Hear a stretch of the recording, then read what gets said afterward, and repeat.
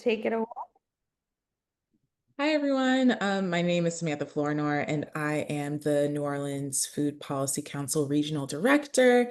And I am so excited to be here with you all. Thank you so much for coming. And I think we are going to get started. I'm just like getting my page going. So if you could just give me a second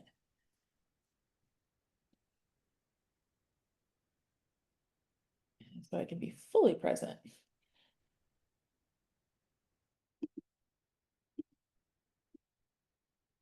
All right.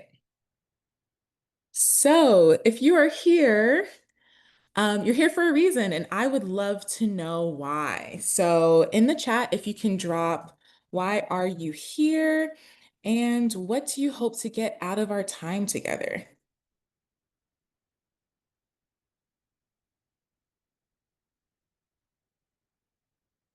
With your name, of course.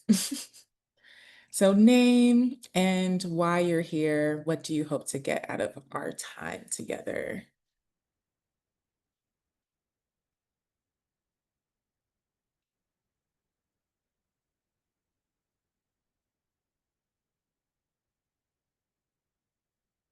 And there are so few of us that I think it's appropriate for folks to unmute themselves if you feel comfortable sharing your voice. So if anyone's ready to share, feel free to do so.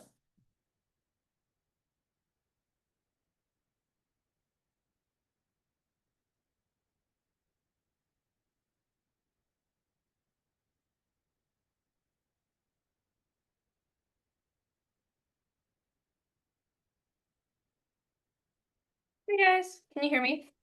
Yes.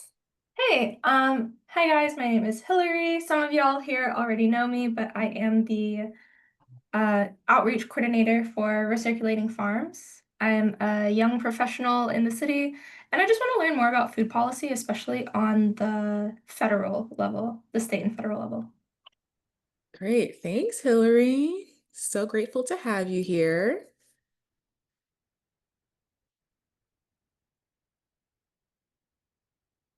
Don't be shy, y'all.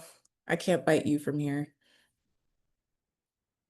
I like that it's not that you don't bite. It's just that you literally can't. I Uh, can't.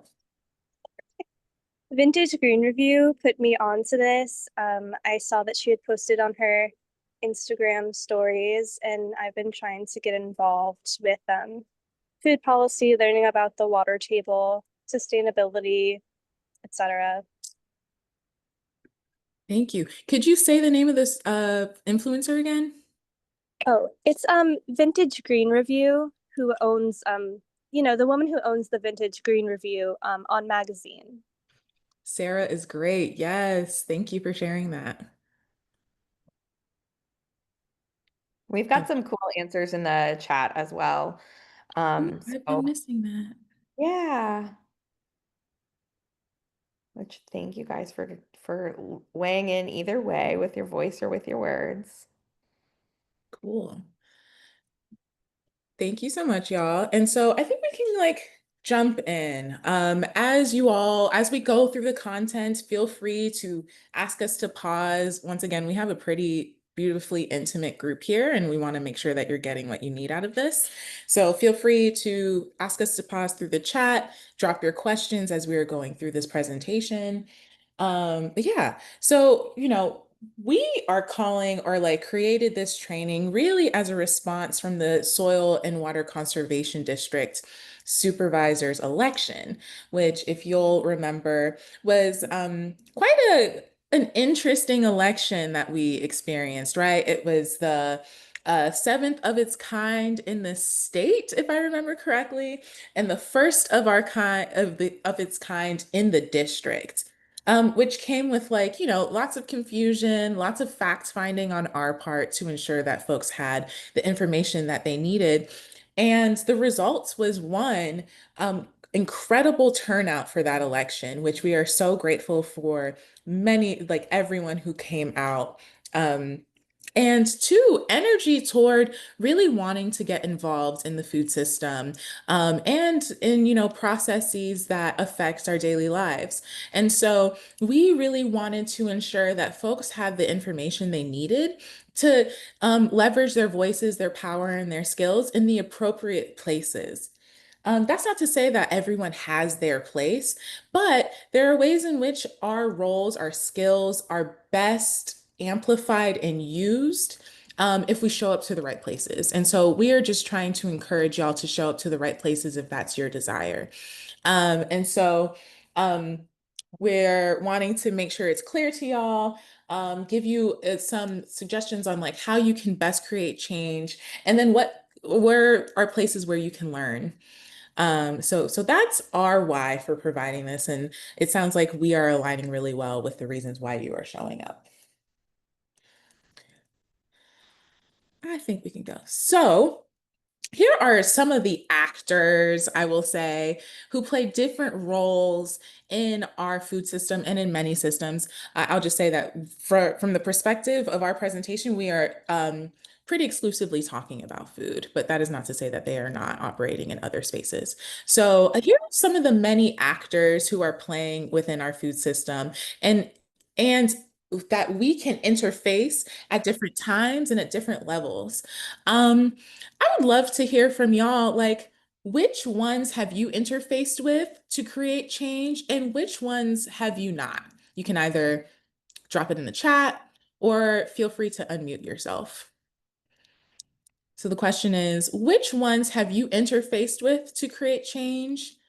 And which ones are you like, I'm not really sure? Okay, nonprofits. Okay, having a so Elizabeth, of these actors here, government, federal, state, local, corporations, extensions and universities, nonprofits, which ones have you interfaced with to create some sort of change, whether that is participating in an election or creating laws or protesting? Yeah, things like that. Local nonprofits, cool, Wendy. Not much with corporations. Ooh, a master gardener. Cool.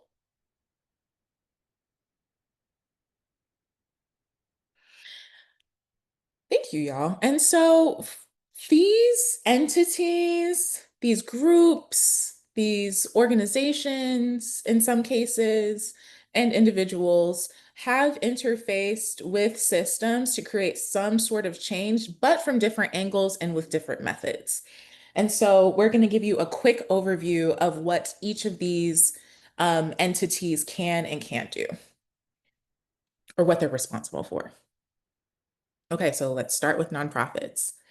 Is this my slide or is this Alyssa's? I think this is your slide, but I'm happy Oh, to sorry. do it too if you I got good? it. I got Cool. it. Sorry, y'all. Opening the curtain again. Okay, so nonprofits. We, for example, the New Orleans Food Policy Council, the Louisiana Food Policy Council, we're a nonprofit, 501(c)(3). We cannot influence elections, that's electioneering, but we can advocate. We can, in our case, lobby. But not all nonprofits can nonprofits can lobby to an extent, and there are certain types of lobbying that they can do, and to some extent. That is a different presentation. If you'd like to hear that presentation, we are happy to share that. But for the purposes here, advocating, we cannot duplicate existing work of institutions, right? So we can't necessarily do the work of like the Louisiana Department of Health. That would be inappropriate. But we can create programs to emergent needs. So when the Soil and Water Conservation District was up and running, we saw a great need to inform the public. And so we created programs to do that. And then, as I said, advocacy and policy, right? To ensure that people have the information that they need to make whatever decisions. And then sometimes we organize community. We bring people together in spaces like this, virtually or in person, so that they have an opportunity to talk through issues. We have, obviously, because we're an organization, a formal organization, the IRS has officially granted tax exemption status that allows us to further social causes and provide public benefit. There are some great benefits and some costs to that. But essentially, we seek funding to do programs to provide a benefit to the community, and that is our role.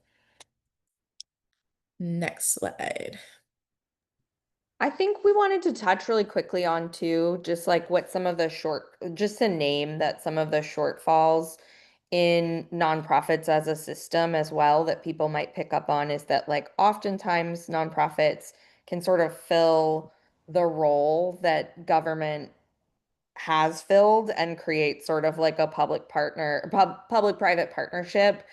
And so some of the criticisms that you may have engaged with yourself or heard, and some of the things that do exist, is this idea that we don't want to create systems outside of governmental systems to show governmental systems that they don't have to do their job because the nonprofit sector will step in and do it.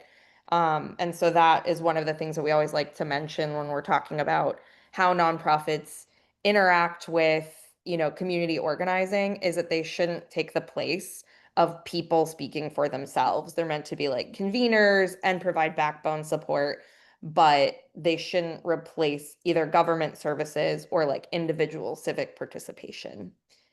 Yeah, thanks, Marky. There is a question in the chat. I don't know if we want to take it now or do we want to wait later? I can speak to it. So for Taina, nonprofits can absolutely mess with politics. That's definitely a really common thought. Yeah. And it's on purpose that it's confusing what you are and aren't allowed to do with nonprofit status. So I think Sam mentioned it earlier, but the most succinct way to put it is that nonprofits can't do electioneering, meaning nonprofits should not be engaging with anything that has to do with who an elected official would become, or anyone who's running for office or trying to influence particular outcomes of elections. That is what is not allowed. Nonprofits can absolutely weigh in on political actions, like nonprofits could speak up about Black Lives Matter, like nonprofits can speak up about the current state of the world and like political policy choices, anything like that. Nonprofits can absolutely weigh in on. What they can't do is try to influence elections or like who gets elected. I think that's the most simple way to put it. But like Sam said, there is like literally a whole training that we can do on the difference between advocacy and lobbying, which is the definition being that you are like trying to get a specific policy passed. So no name mentioning exactly, but as you saw that New Orleans FPAC did, they were able to put on a candidate forum. So allowed to talk about and try to increase civic participation in an election, just not with an intention for a certain outcome. So nonprofits can definitely get people out to vote. What they cannot do and should not do for really good reason, right? Like we don't want tax exempt nonprofits being able to go out into the world and tell people who to vote for. That would be a horrible misuse of public tax money. It would be ripe for corruption. It would definitionally be corruption. So nonprofits both should and like are legally compelled to and ethically should be compelled to not try to influence the outcome of elections. Now, in a situation where maybe there are two very clear choices on candidates, a lot of nonprofits will make a choice to try to get people to go out and vote because they hope that if more people go vote, the outcome will be one that is more generally beneficial to the public. But that's just general get out the vote effort. Does that help with some clarity? Or like Sam, would you would you change anything I said? Nope. We are responsible for educating the public and giving folks the information they need to make informed decisions is essentially it. Cool. All right. Civic organizations and groups of people. Oh, All right, so civic organizations or groups of people, these are maybe some spaces in which you've interacted with more frequently if you're not a nonprofit professional. These are often places in which people are coming together in a like volunteer capacity, after hours capacity is often what I say, or weekends. And so they often are the voice of the people because it's only the people, right? They have power in numbers, depending on who is coming together. They might have power in positions, skills, expertise, knowledge. But what they don't have oftentimes, not always, but oftentimes, is access to large pots of money. They generally don't have staff dedicated to them, who can like continue on the work, and they don't necessarily have long running programs. It's not always the case, but often when these civic groups are coming together outside of a nonprofit setting, um, this is what we have. Now, granted, oftentimes civic organizations or groups of people do become 501(c)(3)s in order to have that longevity and that container to raise money and stuff. But this is just one of the ways in which you can interact. Um, and like they can create, sometimes they create campaigns, self-fund. So maybe they raise money within the group, or advocate, or, provide some sort of campaign outside of the group to get more money. Sometimes they interact with other entities, specifically like 501(c)(3)s, to be a fiscal sponsor to fund their work. And then, as I said, sometimes become a nonprofit. Are there any civic groups or organizations that you all are a part of? You can just drop them into the chat or say them out loud. La Lucha, Ganoga. Ganoga.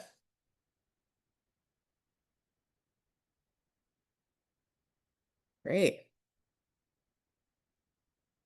And yes, exactly. This is actually how FPAC started. It was just a ragtag, beautiful group of people who were interested in addressing the issues affecting the local food system.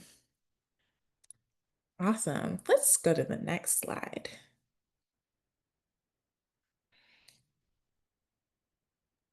So I think we can actually go back to this slide real quick, because what we want to talk about is some of these don't have their own slide.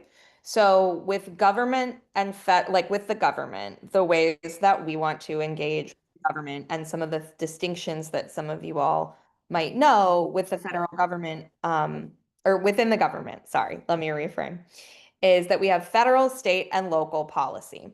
So one of the reasons that we put on this training today is because we find that people have this mismatch in where they're trying to create change and what vehicle they're using to create that change. So for government, what we're often talking about is elected officials who are making the policy.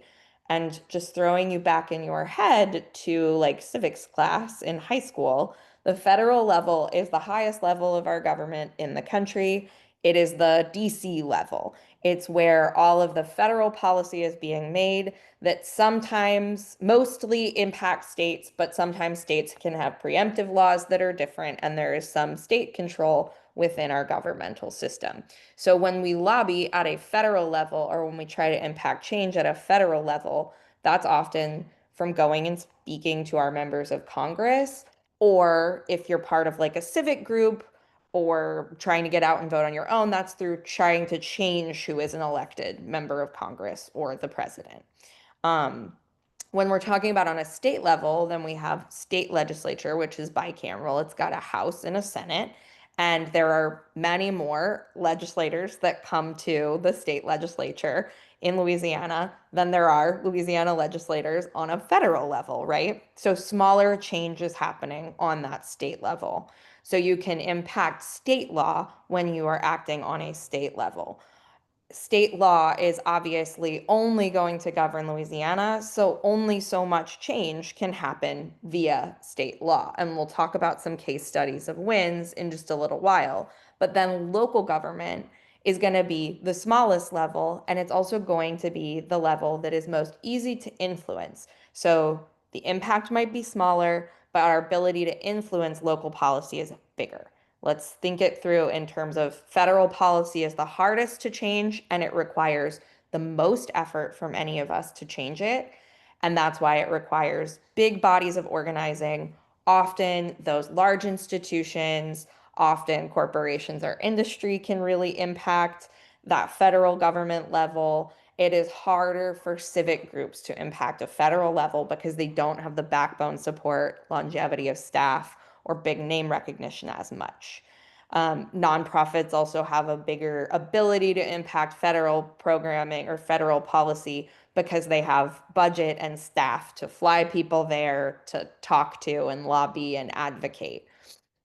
On a state level, it's sort of that middle level, medium impact, medium effort. We can drive to Baton Rouge. Civic groups can absolutely impact state policy. If you were getting any texts on your phone during the state legislative session, which just happened this spring, from folks who were organizing to try to do some harm reduction on some of the immigration bills that were happening, those were often just civic networks of people working together to try to do harm reduction in state legislature. So that's a place where just bringing together a bunch of like-minded people is absolutely a solution for creating change on a state level. And then local, also very much a place where civic organizations, groups of people, and nonprofits can impact a change. So you're currently interacting with a 501c3 nonprofit talking about all these levels of policy, but something that well, I guess we'll talk about those case studies and wins in a minute.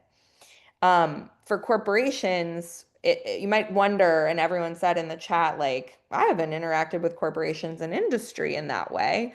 And it might bring you to think, like, why are we even naming them here? Corporations and industry are very big power players in policy change in our country, not necessarily for good, but because they have a lot of power in our country. And we're here in Louisiana, where we see a lot of community effort having to pop up in order to work, to try to create policy change to put more boundaries on the rights of corporations and industry, because we are a very industry dominated state.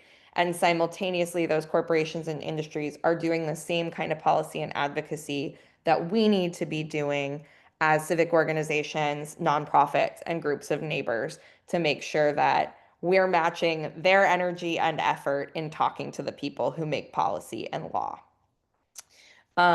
Extension and universities, especially in like the agriculture role, anyone who's here from like a sort of ag background, you might be most impacted by extension and universities, sort of like governmental function or quasi-governmental function, which is interacting with the public, creating research and documentation, and running experiments and distributing public money. So extension and universities are supposed to be there to help folks in our community be able to create positive change with grant funding, with research, and with public programming.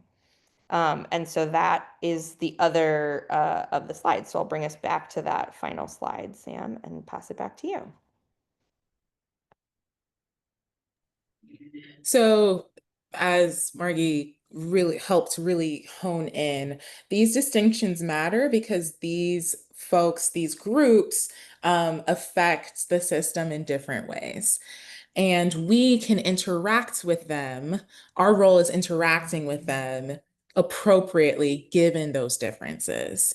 So in short, like if we don't understand the function that they serve within a system, then we can't effectively change them or interact with them. So with that, we have just like a quick question in turn to sort of like exercise this point. I think it's in the slide, but if it's not, I can drop it. So actually, we're going to just go back. Okay, so for example, let's say that your street has suddenly been torn up, which is an experience that many of us, I'm sure, have had.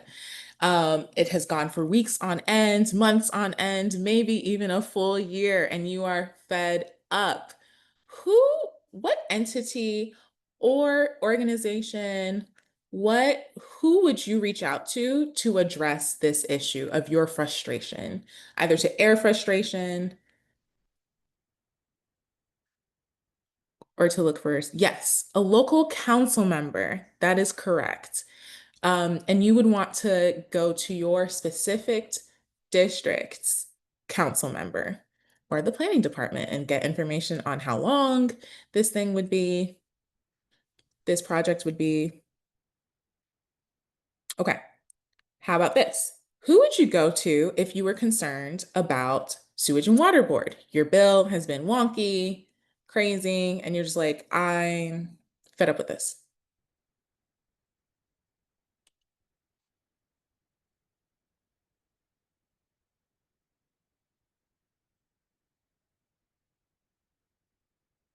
You This got is such water? a, Any question mark? yeah, that's such an interesting answer, right? Because the water company, right? This is like part of the distinction we're trying to name is that the water company is a publicly owned company. It's our sewage and water board. So in some places there is a water company, like there's a gas company, but in New Orleans, our water company is a part of our city government. And so I think that is like an ideal distinction right there is like sometimes we feel like we're yelling into the void where we're like, who, like, isn't this a company? Shouldn't they have a customer service line that like is accountable to me? And interestingly enough, they do not because they are part of our city government. I will actually amend that. Sewage and Water Board is actually an entity that has quite of a, I would say, Frankenstein entity in terms of how it is governed. And so the state governs a lot of it in I don't know if collaboration is quite the word, but in concert with some aspects of the city. So actually, city council does not have that much control over sewage and water board. They have tried to gain control, but the mayor sits on the board for sewage and water board.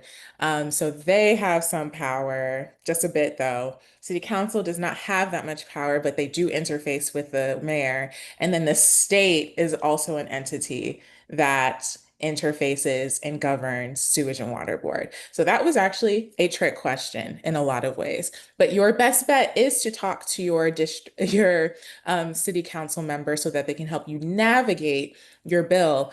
But just know that the buck kind of stops there with them in terms of influencing sewage and water board a bit more. Yeah, so that's a complicated one. That's a long conversation. So the state oversees the board for sewage and water board. And then there are some seats that belong to the city, specifically in New Orleans. But it's a complicated one, and I often confuse some of the facts of it. So I can get back to you on the full facts of sewage and water board. If you're really interested in learning more, there is a report that was commissioned by the governor's office, Jeff Landrew. He had a special commission to study the sewage and water board, and they came out with a report which explains quite a bit. So I will just leave you with that. So it's important to understand where power lies. Um, for example, city government here in New Orleans does not exert much control over the school district, for example, or the school board. They can't control RTA because that is also a state entity in a lot of ways. But once we're clear on what levers we can pull on, then we can be more effective collectively. So the first question you should ask after you're like, why is my road torn up is, who is responsible for tearing up my road? I have one that I want to see that I want to ask folks is what if you wanted to put together like a listserv of people in your neighborhood who are all, like a neighborhood group. Like who should do that? Is that something that you would go to your council member for? Is that something that you'd go to a nonprofit for? Like what do people think about something like that?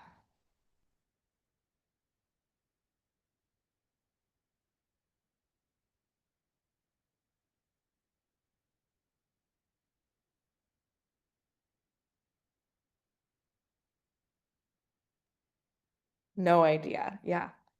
Anybody have a guess? Like, again, it's totally fine. A neighborhood-based nonprofit, it depends on what the group wants to do. Yeah. Yeah, I think Alyssa said an interesting thing right there, which is like, yeah, you should definitely see if somebody's already doing it, but it's you, right? Like, if you're trying to do something that's people powered about the people that live in a place, like, you might be the person that you're waiting for. And sometimes with this mismatch of energy, where you're like, what is going on? How do I impact this? Sometimes the answer is as easy as like, you are just supposed to jump in and pull a bunch of people together. Um, it might be a privacy violation if you ask for everyone's personal info. You definitely don't have to ask for everybody's personal info, right? But you can knock on your neighbors' doors and say, "Hey, do you want to be on a listserv with me?" Like that is how that works. That is how we start things. So, Sam, do you want me to go to the next slide? Yes, please. Cool. Okay, and so here are just a couple of options. This is not an exhaustive list, but these are options that you can engage in to make change. You can organize with others, and that is really through a few avenues, but most distinctly through civic organizations and community groups. You can start them. I always recommend that when you have an issue that you are trying to tackle, you do sort of like a landscape analysis or research on who is already doing this work or what work has already been done in this arena, just to get sort of a sense of the ecosystem, but organize with others. Run for something. And that doesn't mean just city council or mayor. There are so many options and so many entities. We're going to talk a little bit about some of the options specific to the food system. We saw this with the Soil and Water Conservation Board, a district. That's like an entity that many people did not know about before this particular election. And there are countless other ways to do that. How many boards and commissions do you think New Orleans has? If you guys had to ballpark it.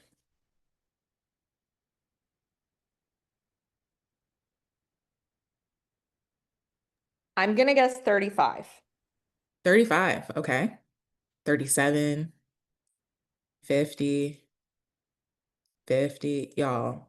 Between 10 and 5,000. That's a good guess. There are over 100 boards and commissions here in New Orleans, and they range in so many different areas. They cover so many different topics. Um, you have one that like oversees who can get an alcohol permit. You have ones that are like specific to neighborhoods. They have an ethics review board. They have one around our bio district, city park, things like that. So I highly recommend that you all go through this list, find out what they're doing, and show up. Because they need your voice. They want your, well, I'm not going to say they want your voice, but they need your voice. You should be informing these processes. Um, so yeah. And then be a watchdog. Use your voice, your vote, and your presence matters. You can go to city council when they're having their general meetings to submit public comment. There is someone legendary there who is there for every single meeting. He takes notes on everything. He comments on everything. So you could go as extreme as that, or you could just show up to meetings in which they are bringing up a topic that is of importance to you so that they hear your voice. These are ways in which we can hold public servants and institutions accountable. So just showing up makes a huge difference. And then change the narrative. I think in this sort of time of misinformation, just like straight up uh, creating facts or falsehoods, there's a true opportunity to do some true storytelling, and speaking truth to power. That's not to say that if you were to share your story, and how you are interfacing with certain these issues, that is all encompassing and that is representative of everyone, but that is your truth and that is valid. And others might find camaraderie or comfort in knowing that someone else is going through something like that. And so you can help change the story, this narrative, by just sharing what you're experiencing.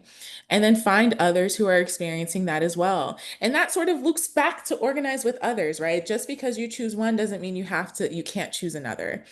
And there are so many avenues in which you can go about this. So we highly, and I want to say this is a cute bulleted list of 4, right? That is not to say that there aren't serious issues or barriers that prevent folks from doing this. And the invitation isn't to try and like overcome all of these barriers and tear them down. To some extent, that is the responsibility of some folks. And the invitation really is to find where you can do things, where you can lend your skills, your expertise, and your power, and to try. That's not to say that you're going to be able to do it every single time the opportunity presents itself. But every time we try, we get closer to creating the future that we want. So these are some options. We are happy and we are here to inform y'all on like how you might go about this. If you see a board of commission that you have no way of finding out how to get on it, please use this as a resource. We may not know all the answers, but we can find out. Anyone, Margie, would you add anything to that? Yeah, I would just say like I think Alyssa said it in the chat too, and you're saying it, but just to like kind of say it one more time, which ooh, sorry guys, this weather is something. But it's just like some folks, want to be like figureheads and leaders, and that's a beautiful thing. And some people are just looking for a place to put their energy. So like there is just literally a place for you to plug in. And if you feel like you're jumping out of your skin, like watching a world that does not necessarily represent your beliefs or values, if that's your experience right now, like there is absolutely a place to best channel that energy. And time again, I have found and seen that like loneliness, despondence, like all of those things quickly dissipate when you work in community. Whether it's on a thing that's happening in your immediate neighborhood or on a federal issue. Cool. And so this is another opportunity for you all to share sort of like where your head is at. So of these options, of these sort of avenues, which of these avenues is of great interest to you? Once again, invite you to unmute yourself if that feels comfortable or to just drop in the chat.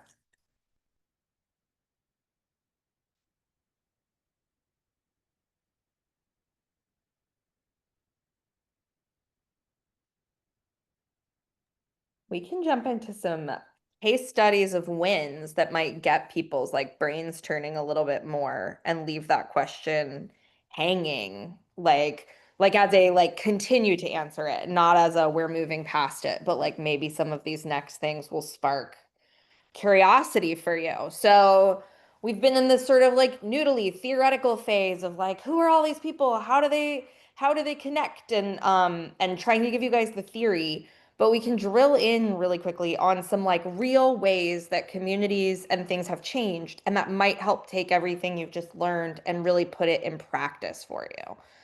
So what has happened in Louisiana, and what we tried to pick were not necessarily like maybe the wins that feel the most like movie, a movie plot, but we wanted to have a couple of examples of different pathways for civic participation that ended in wins. So some of them are kind of like milk toast and some of them are really powerful.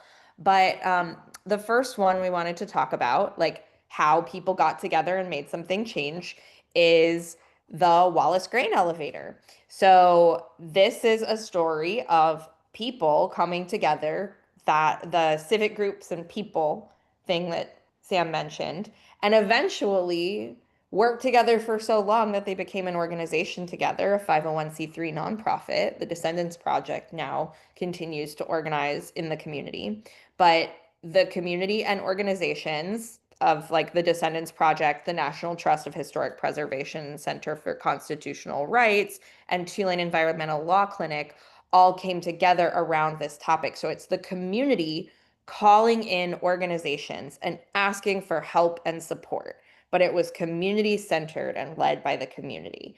So how they did it was using those partnerships, the Tulane Environmental Law, the Center for Constitutional Rights, to increase their capacity as a community of people and do those specialized things like litigation that the community of people wasn't able to do.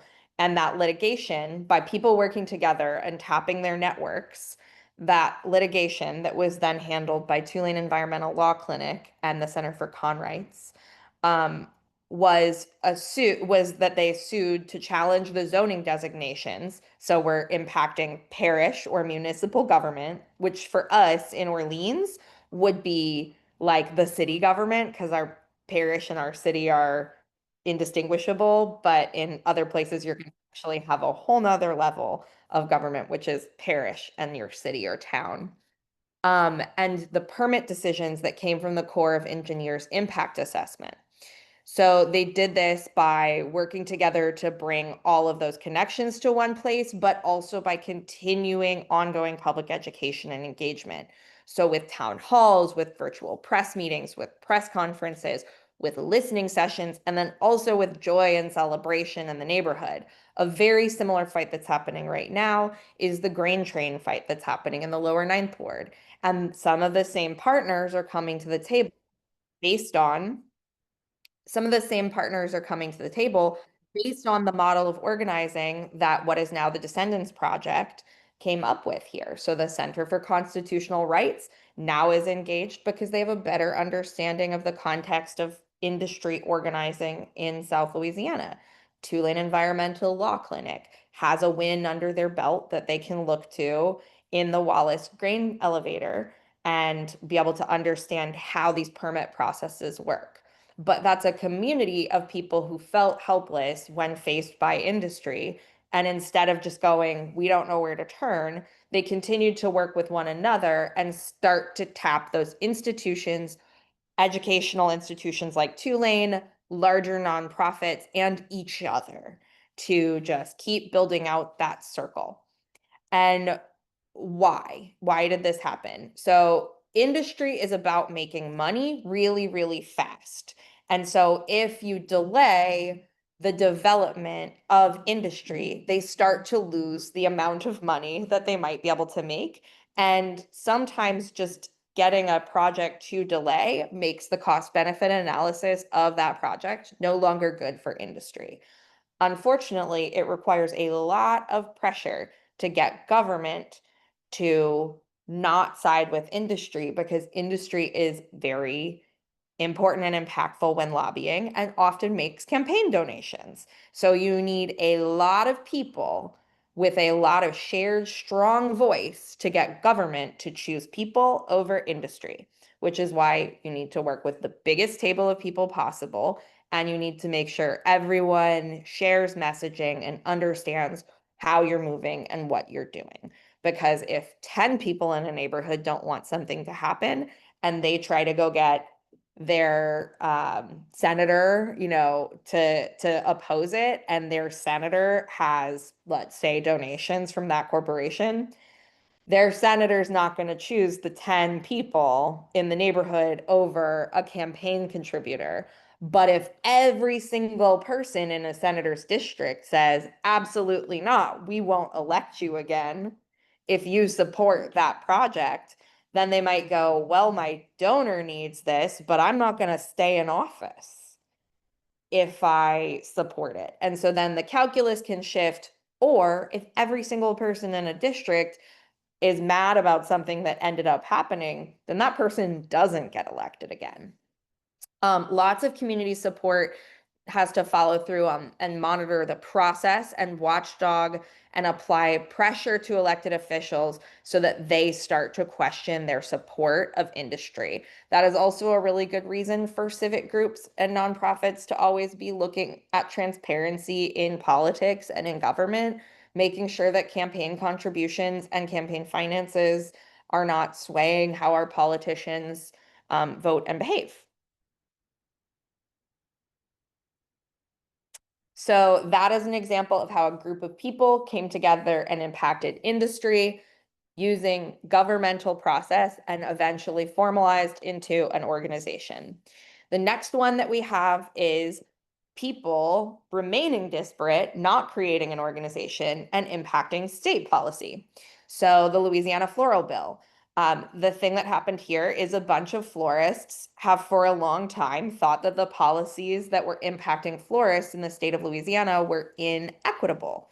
So instead of having to come together to create some sort of lobby, florists in the communities of elected officials tried to pursue getting those elected officials to change the policy.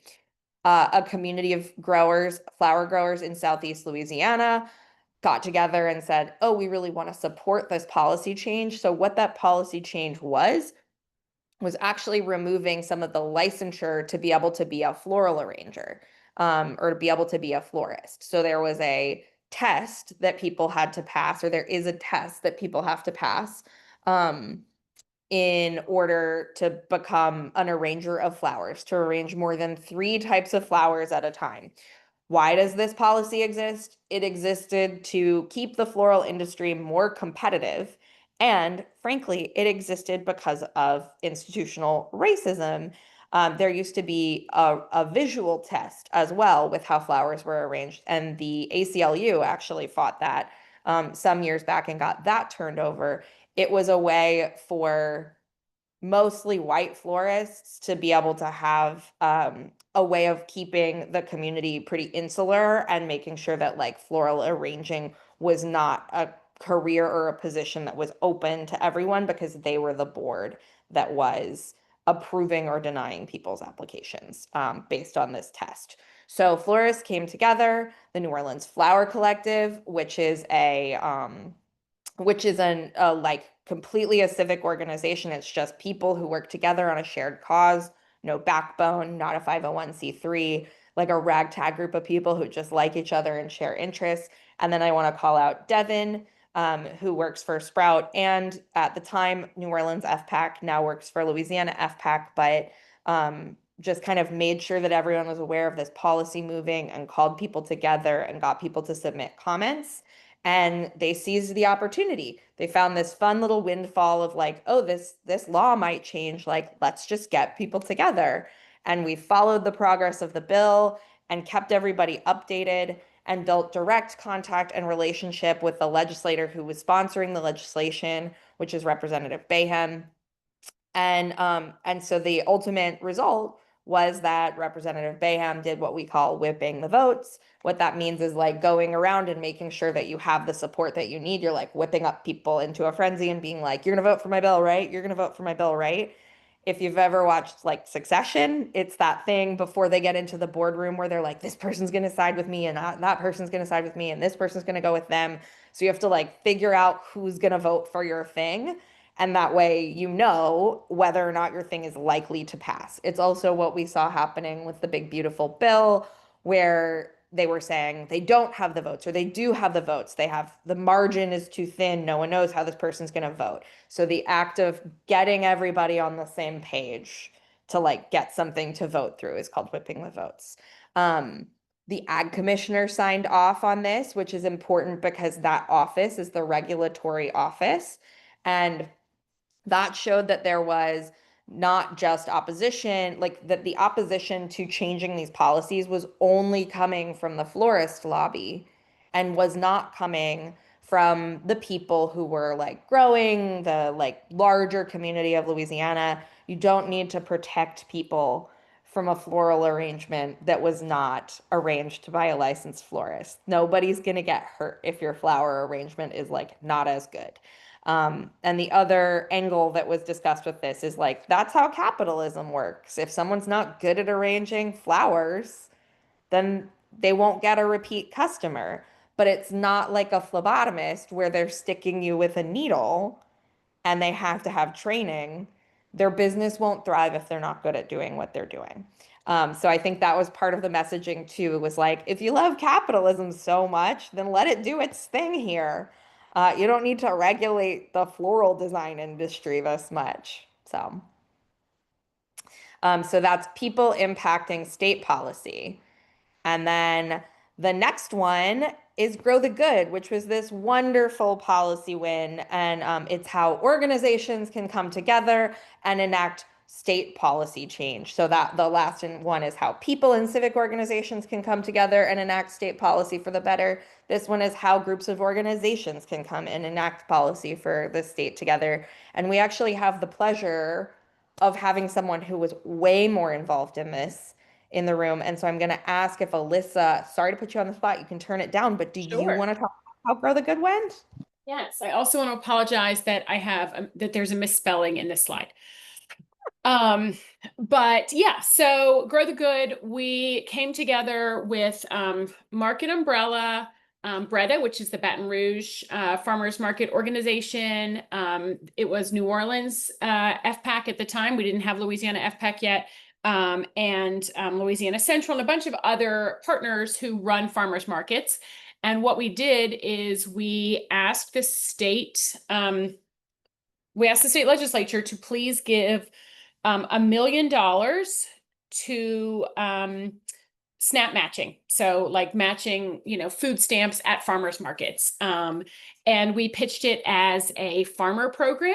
It was called Grow the Good, and we said good for farmers, good for families.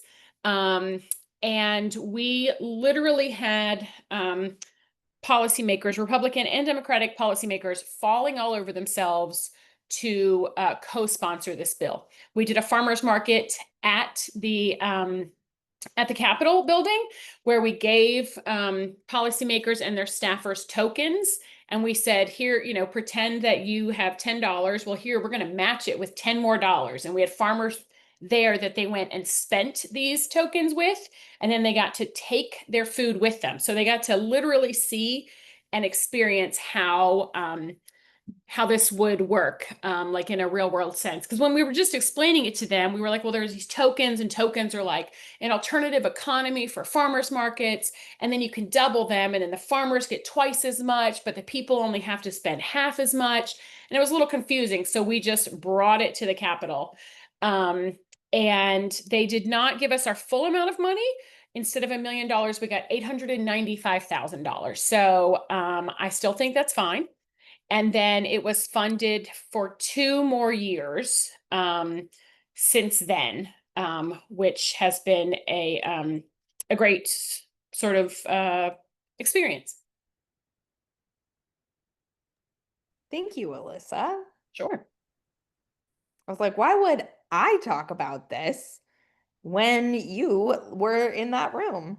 Okay, and so those are some wins. I want to quickly hear, anybody have a win that they want to uplift in their community? We spend so much time thinking about all the bad stuff that's happening. What is something that has happened recently where people, or like what you consider the right side of history, which is different for everybody, have won?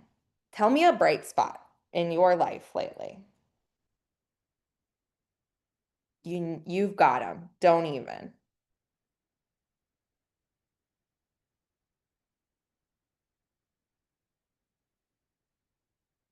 Devin? Okay, so this is not in my job, but I live right next to a Norfolk Southern train track, and they had set a bunch of like creatine cares, I don't know.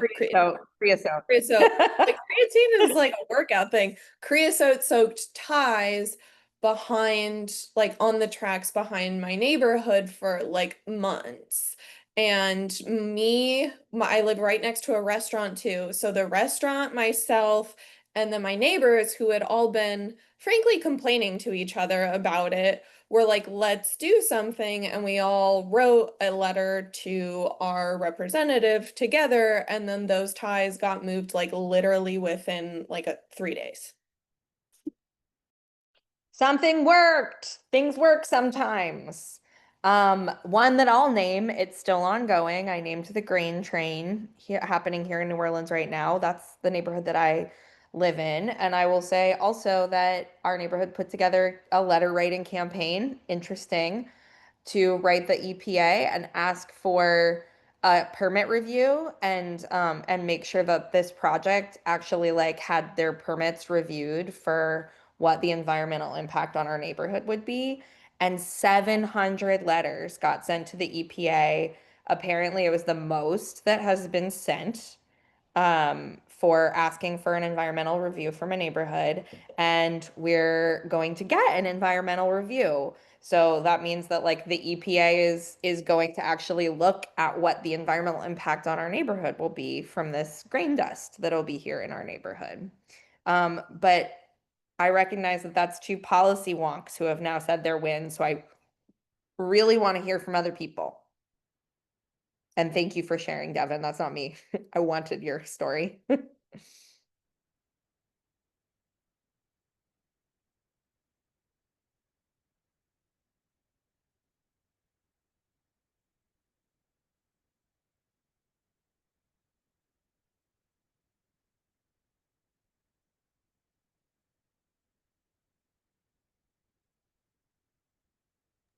There's a great one in the chat. More workplace. What's that? Somebody else want to read it? No, go for it. More workplace focused, but helped organize coworkers during the pandemic to write a letter to our board and get health insurance. Beautiful. That is like a perfect example of like just working together. It doesn't even have to be governmental. It's like creating, it shouldn't just be governmental. You should be thinking about like how you work together to get positive change in every space. Elizabeth said the Iranian woman in Lakeview was detained by ICE, but her neighbors wrote 200 letters in favor of her to get released. Yep, that's a beautiful example, right? And there was also on Father's Day, there was a really beautiful demonstration of folks showing up in the parking lot of the ICE detention center and being like, this is where we're spending our Father's Day. If you are going to be separating fathers from families, this is where everyone is going to show up. Yeah, Donna Kashanian. Thank you for that, Elizabeth. That's really beautiful. I would say also the community getting well, that's an elected that's an elected official. So I'll say there has been a really big change in how public service commissions have been encountered as elections, and there's been a lot more energy around people running for and engaging with the Public Service Commission. That's a huge difference that has happened over the past when there was not like any attention on those commissions. And so that really goes back to what some of what Sam said. And the other one I'll say there is that the industrial tax exemption programs have changed in Louisiana based on a bunch of people working together to create content and media around how taxes work in Louisiana and get those tax exemptions for large institutions to be able to be repealed on a parish level instead of just immediately rubber stamped. And we'll send that video out with this training. Continue to feel free to put wins that have been important to you in the chat, but now we're going to talk briefly about boards and committees that currently exist that you might want to participate in. And I'll plug really quickly that these are elected and appointed boards and positions, but you are always welcome and encouraged to join working groups of the Louisiana Food Policy Council and the New Orleans Food Policy Council. Those are really great places for you to just get in where you fit in and just join those working groups. And so we'll have some follow-up for you guys about that as well in a follow-up email. But so the first board or commission that we're talking about is the Louisiana Technical Advisory Committee, also known as the STAC. It provides advice and recommendations to the Natural Resource Conservation Services, state conservationist, on how natural resource conservation programs are implemented in the state. It meets in Alexandria, and it is typically once in the fall and the spring, and then it has these ad hoc committees, and they do surveying called locally led initiatives where they hear from communities about what kind of natural resource conservation service or what kind of natural resource protection is helpful. So this is it is an advisory committee to the state conservationist. This type of participation is something that I would only recommend to someone who has organizational backing So maybe someone who's working at an agricultural nonprofit. I know there's some of those in the room. This is a really great place to represent different kinds of growers. So aquaponic growing or urban and innovative growing, all of those kinds of things that usually get less of a fair shake in state level conservation conversations. This would be a really great place to plug in and be part of the conversation. It is advisory, and you can ask for an invitation or an appointment to it. It is not an elected body. So this is also a really great place to bring new perspectives, and reach out and say like, hey, I think that our voice should be heard in this room, and I'd be so happy to join this committee if you'd have me. Now, more formal elected positions would be next up the county committee.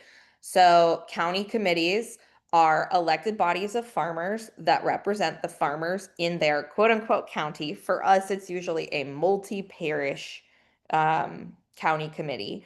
So there's not just an Orleans County Committee anymore. At one point, there was just an Orleans County Committee. But now that county committee serves Orleans, Jefferson, Plaquemine, I think St. Bernard, and I believe that's currently it. Jefferson, if I didn't say Jefferson. But every parish is part of a county committee, and the positions on that committee make decisions on eligibility, application approvals, and payment amounts for program participants in the USDA's farm service programs.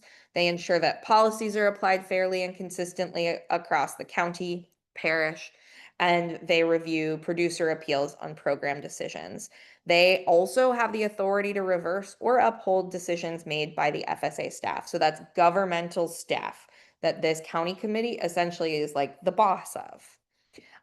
They work on the parish level, and those offices usually are cover multiple LAAs, which means local administrative area.